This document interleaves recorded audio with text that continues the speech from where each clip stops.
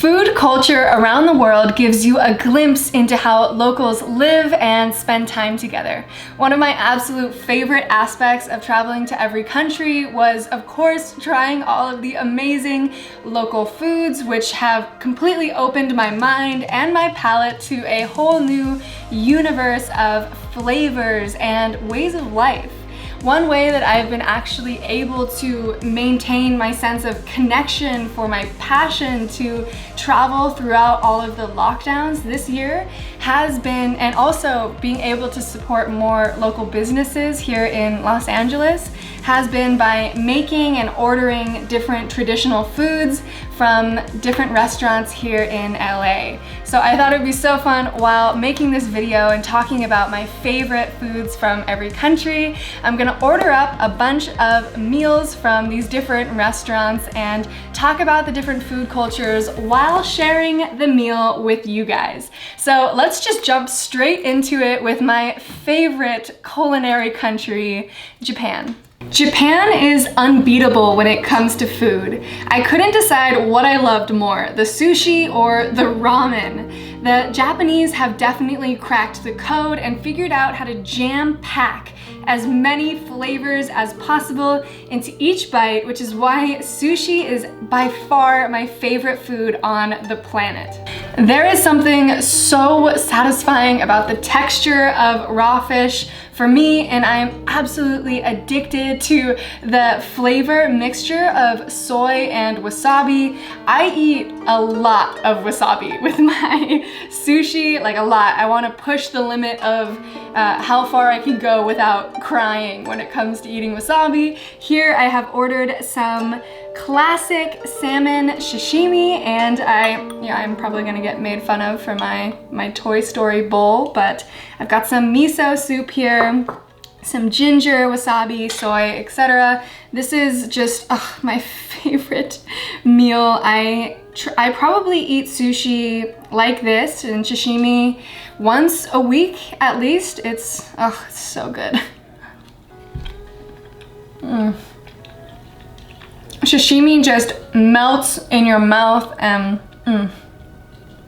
it is so amazing. And actually, the first time I went to Japan, I was maybe 14 or 15 years old, and this old Japanese man at like a complete hole-in-the-wall restaurant somewhere in Tokyo taught me how to use chopsticks for the first time. And when he was explaining how to use them, he was talking with so much pride, and of course he had very broken English, but it was just so amazing to see that culture. And oh my gosh, the foods in Tokyo. I spent 2.5 weeks in Tokyo a few years ago, and it was so amazing. All of the different types of ramen. American sushi is definitely very different than the sushi that comes straight from Japan, but this is just by far one of my favorite meals. Can't forget about the miso. Coming in closely behind Japan is one of my absolute favorite countries, France. It was a pretty close tie between French and Italian cuisine for what I find to be the best in Europe, but you know, France has definitely won my heart. It wasn't until I started living in France for a few months out of the year that I realized just how amazing French food can be. Everything from the cheeses to the wines to the macaroons and escargot and the freshly baked baguettes have changed the way I look at food forever. What I love the most is that you can taste the pure quality of the ingredients. The first piece of escargot is so good. This is very good.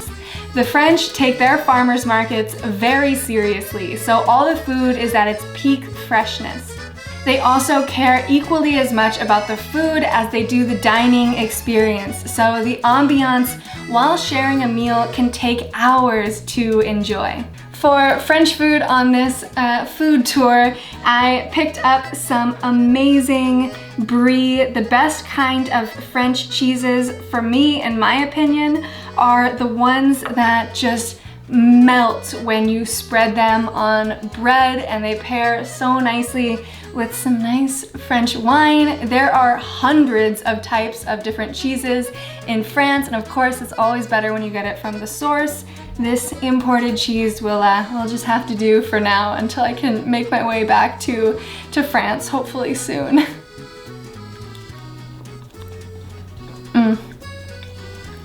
So amazing. And it's so funny, actually, tasting this reminds me of when I was a backpacker traveling through France. My friends and I didn't have much of a budget for food, and we'd grab a baguette for like €1 and some cheap cheese and maybe even some wine and jam. And this would be our staple meal for the day. And it's just such a nostalgic type of food for me. C'est la vie.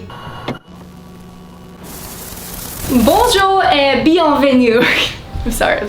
Can't take myself seriously wearing this outfit, but I'm so excited to announce that Omaze is sponsoring this video to give you the chance to win a trip for 2 people to live like locals for 1 month in any European city of your choosing. You'll be given a beautiful furnished apartment and thousands in cash. And even better, every donation supports the Quintessentially Foundation, which is an organization that improves the education, health, and welfare of disadvantaged communities in the UK. So as with every sponsorship we get on this channel, I'm going to give myself a challenge while telling you about it. So today I am going to attempt to cook the classic French dish, galette complète, which is gonna be, you know, a miracle if I can muster up half the skill of a French chef, but I will also be able to tell you all about how you can win this once-in-a-lifetime luxury trip to Europe. All you have to do is go to omaze.com/Lexi and enter for your chance to win. So as I mentioned before, one of the ways I've been able to maintain my love for travel and different cultural cuisines over the last year has been through cooking. Of course, this is with varying degrees of success, but if I had an opportunity like this to have a whole month in Europe with a huge budget like this, I would personally go on the most extravagant food tour that Paris has to offer. Ooh, this looks perfect. Okay, and you know, if one of you guys does win, I noticed that it was for a round trip for 2 people, so maybe I could even check to see if I can get approval to come with you. Omaze isn't just hooking you up with any old month-long vacation in a European city. You'll have 24/7 access to a luxury concierge service who will help you plan the whole trip to make your wildest dreams come true. I'm talking exclusive reservations, sold-out shows, once-in-a-lifetime experiences, you name it. You'll receive a beautifully furnished apartment plus $30,000 for travel, plus $10,000 of spending to splurge on anything you'd like, plus $4,500 to spend at Louis Vuitton. Omaze wants to make sure you feel safe during these changing times, so you can book the vacation whenever you're comfortable anytime between now and 2023. The best part is that every donation supports the Quintessentially Foundation's work to provide funding and raise awareness for the health, welfare, and education of disadvantaged communities in the UK. Now, here's for the fun part: cracking the egg inside of the galette. Maybe a bit more cheese first. Ooh, this is starting to look so good. And so, you know, Omaze has been awesome enough to sponsor this video and a few others over the past few months, but this is by far my favorite thing that they've offered. If you've been looking for, ooh, this this looks so good. If you've been looking for the chance to really experience Europe in a unique way, this could definitely be the perfect opportunity for you to do so. So you're not gonna wanna miss out on this one. Oh, it's coming together. Would you look at that? So, not to be dramatic, but time is running out. You can check out the deadline on their website, and you know, even if you've never done one of these before, you could potentially win a once-in-a-lifetime trip to Europe while also donating to a great cause. So go to omaze.com/Lexi and enter for your chance to win. Et voila! This is my my completed galette complete. But you know, I might not be a Michelin star chef, but this does look pretty good to me. Oh, and actually that reminds me, we're on an international food tour right now. So let's get back to the video. Next country on my list is South Korea. The best street food I've ever found was in Seoul, South Korea. There were so many different types of food stalls lined down a few blocks in the middle of the city, and it was a total food lover's paradise. Flavors like kimchi are totally unique, and the majority of their cuisine is so healthy. Meals in Korea are also very communal, with small dishes for each person to share, different types of salads, beans, kimchi, etc. So we are having breakfast on our last day in Seoul. You know the meal's gonna be good when they give you a bib, but not really sure what we got ourselves into. I was able to order this Korean chicken and kimchi rice bowl from this amazing place called Moon Bowls in LA. I absolutely love kimchi. I would love to start making it for myself. It's so good for your gut health. Korean food is just, it has such a unique twang of flavors that I haven't actually found anywhere else while traveling. And again, it makes me feel so healthy every time I eat it. This bowl is freaking huge, and I'm starting to get a little bit full, so I don't know how I'm gonna make it through the end of this video with eating all of this food, but bear with me, we'll have to try. Oh, and also here's a quick tip. The place in Seoul, South Korea, where I got that amazing street food was called Myeongdong. I'm pretty sure that's how you pronounce it. And it was absolutely amazing. I definitely recommend it if you are ever in the city. It was one of my favorite cultural food experiences that I've had while traveling. All right, the next stop on our culinary adventure is Lebanon. There are so many incredible types of food in the Middle East. It was so hard to choose just one, but one of my absolute favorites is, of course, Lebanon. Lebanese cuisine combines Turkish, Arab, and French cooking styles. Some of my absolute favorite foods from this region are, of course, baba ganoush and hummus. I love falafel and kebab. I've eaten an unbelievable amount of kebabs on my travels, but today we have I ordered from this amazing Lebanese restaurant in Los Angeles. I'll link it in the description if you're a local, but we have this kind of dish that I actually have never tried before. It's called kebab stew it's a yogurt sauce with dry mint and garlic served with rice. I'm so excited to try this. It smells so good. You can really smell the garlic and the mint in this, and these big chunks of kebab just like fall apart. It looks like it's this minced beef, and you can just tell like the smell of the seasonings just always bring me straight back to the Middle East. So let's try it. Wow, oh my God. I'm getting so full. Such amazing seasonings mixed in with the minced beef. It almost has like a coat around it of some kind of like wheat or crispy outer edge The yogurt is so creamy and rich and thick. You can definitely tell why they call this a stew. Wow.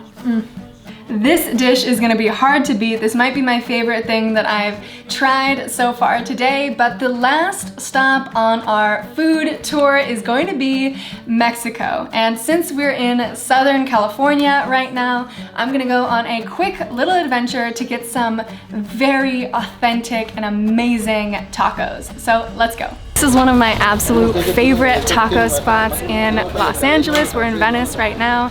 They're cooking up some amazing meats right behind me, and it smells so good here. I wish you guys could smell it. It's so authentic, and we're gonna get some al pastor tacos because those are my favorite. Can I do a al pastor taco and a chorizo? Boiling up right here.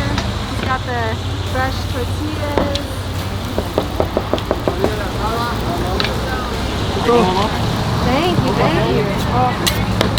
Yes!